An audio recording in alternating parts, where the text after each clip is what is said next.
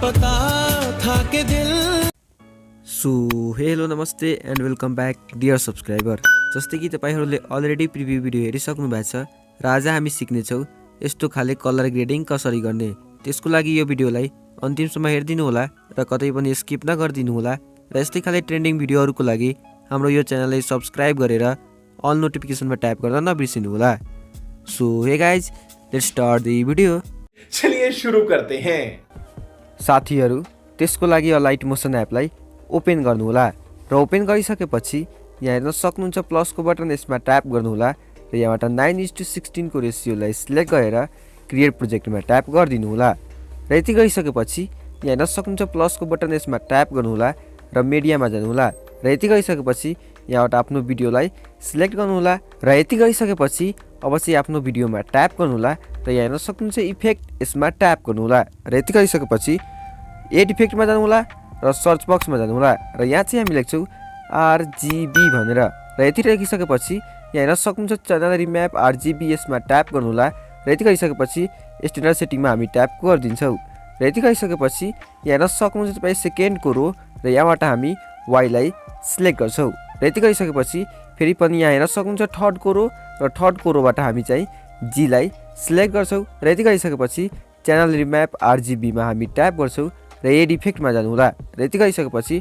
Search बक्समा जानुहोला र यहाँ चाहिँ हामी लेख्छौँ सेचुरेसन SA लेखिसकेपछि यहाँ हेर्न सक्नुहुन्छ सेचुरेसन भाइब्रेन्स, यसमा ट्याप गर्नुहोला र स्ट्यान्डर्ड सेटिङमा ट्याप गर्नुहोला र अब चाहिँ हामी सेचुरेसन भाइब्रेन्समा ट्याप गर्छौँ र यसको सेचुरेसनलाई हामी गर्छौँ प्लसमा 20%। हेर्न सक्नुहुन्छ म प्लसमा 20% गर्दैछु र यति गरिसकेपछि अब चाहिँ हामी भाइब्रेन्समा ट्याप गर्छौँ र यसको भाइब्रेन्सलाई हामी गर्छौँ 1.20। हेर्न सक्नुहुन्छ यति गरिसकेपछि अब चाहिँ हामी खाली ठाउँमा ट्याप गरिदिन्छौँ र फेरि पनि प्लसको बटनमा ट्याप गर्नुहोला र एउटा रेक्टेङ्गल सेपलाई सिलेक्ट गर्नुहोला र यति गरिसकेपछि थिएटरमा जानुहोला र फिल कम्पोजिसन एरिया गरिदिनु होला र यति गरिसकेपछि कलर एन्ड फिलमा जानुहोला र यहाँबाट हामी स्काई कलरलाई सिलेक्ट गर्छौँ र यति गरिसकेपछि अब चाहिँ हामी जान्छौँ ब्याक र यति गरिसकेपछि यहाँ हेर्न सक्नुहुन्छ ब्लेन्डिङ एन्ड ओपासिटी भनेर यसमा ट्याप गर्नुहोला र यहाँ हेर्न सक्नुहुन्छ तपाईँ डिफरेन्स भनेर यसमा ट्याप गर्नुहोला र अब चाहिँ हामी सबट्र्याक्ट गरिदिन्छौँ र यति गरिसकेपछि अब चाहिँ हामी फेरि जान्छौँ ब्याक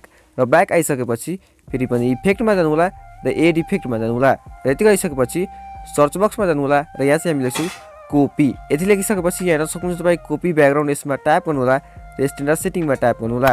र यति गरिसकेपछि अब चाहिँ हामी कपी ब्याकग्राउन्डमा ट्याप गर्छौँ र फेरि पनि एड इफेक्टमा जानुहोला र सर्च बक्समा जानुहोला र यहाँ चाहिँ हामी लेख्छौँ गसियन ब्लर GA लेखिसकेपछि यहाँ हेर्न सक्नुहुन्छ गसियन ब्लर, यसमा ट्याप गर्नुहोला र स्ट्यान्डर्ड सेटिङमा ट्याप गर्नुहोला र यति गरिसकेपछि गसियन ब्लरमा हामी ट्याप गर्छौँ र यसको एज स्ट्रेन्थलाई हामी गर्छौँ 0.245। यहाँ हेर्न सक्नुहुन्छ 0.245। यति गरिसकेपछि फेरि पनि अब चाहिँ हामी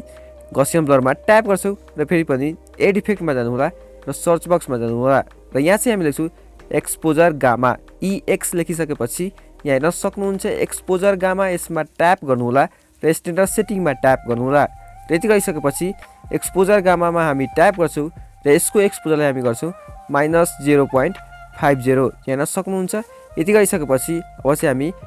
यहाँ अफसेटमा ट्याप गर्नुहोला र यसको अफसेटलाई हामी गर्छौँ -0.05 र यति गरिसकेपछि अब चाहिँ हामी खाली ठाउँमा ट्याप गरिदिन्छौँ र फेरि पनि प्लसको बटनमा ट्याप गर्नुहोला, एउटा रेक्टेङ्गल सेपलाई एड गर्नुहोला र यति गरिसकेपछि थिएटरमा जानुहोला र फिल कम्पोजिसन एरिया गरिदिनु होला। यति गरिसकेपछि कलर एन्ड फिलमा जानुहोला, यहाँबाट हामी व्हाइट कलरलाई सिलेक्ट गर्छौँ र यति गरिसकेपछि ब्याक जानुहोला र अब चाहिँ हामी ब्लेन्डिङ एन्ड ओपासिटीमा जानुहोला र यति गरिसकेपछि यहाँ हेर्न सक्नुहुन्छ तपाईँ कन्ट्रास्ट भनेर यसमा ट्याप गर्नुहोला, यहाँबाट हामी ओभरले गरिदिन्छौँ र यति गरिसकेपछि अब चाहिँ हामी खाली ठाउँमा ट्याप गरिदिन्छौँ र यति गरिसकेपछि अब चाहिँ रेक्टेङ्गल 1मा ट्याप गर्नुहोला र ड्र्याग गरेर भिडियोको लास्टसम्म आउनुहोला र यति गरिसकेपछि यहाँ ट्याप गरेर यसको साइज हामी गरिदिन्छौँ लार्ज र अब चाहिँ हामी खाली ठाउँमा ट्याप गरिदिन्छौँ र फेरि पनि रेक्टेङ्गल 2मा ट्याप गर्नुहोला र ड्र्याग गरेर भिडियोको लास्टसम्म आउनुहोला र यहाँ प्रेस गरेर यसको साइज हामी गरिदिन्छौँ लार्ज र अब चाहिँ हामी खाली ठाउँमा ट्याप गरिदिन्छौँ। सो फाइनली गाइज यहाँ हेर्न सक्नुहुन्छ हाम्रो भिडियो बनाएर रेडी भइसकेको छ भनेर र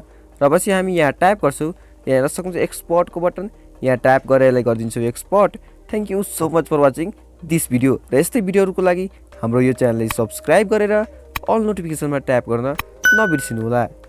रेड बटन है